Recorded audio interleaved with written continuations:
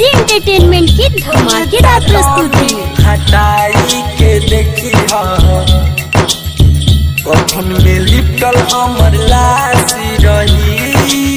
होई विदाई डोली में जइबू, होई विदाई डोली में जइबू, पियावा तो हरे साथी रही।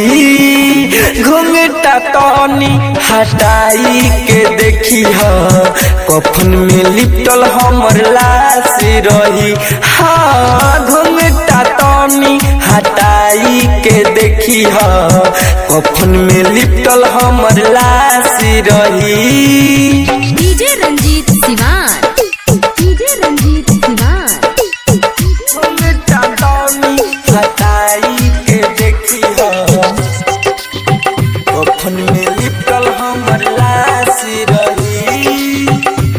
Mix by AG recording studio. नाता सब तोरी हमारा के छोरी, शादी ला भइलू राजी।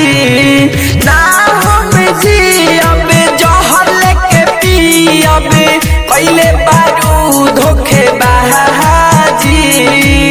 हंसला करबू कवन जतन बाकी दिलावा तो हर उदास रही।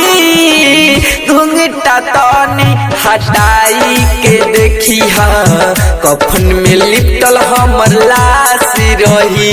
हाँ घुंघटा तनी हटाई के देखी कफन में लिपटल हमर लाश रही।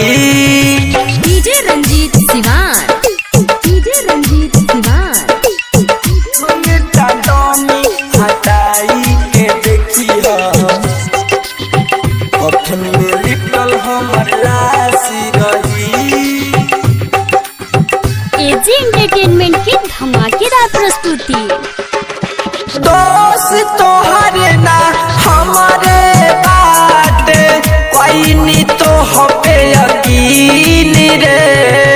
राइटर राम परवेश पवन के लिहल खुशिया छीन रे।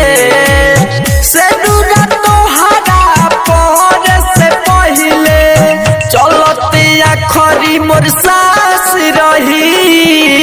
घुंघटा तनी हटाई के देखी कफन में लिपटल मोर लाश रही। हाँ घुंघटा तनी हटाई के देखी कफन में लिपटल हमर लाश रही।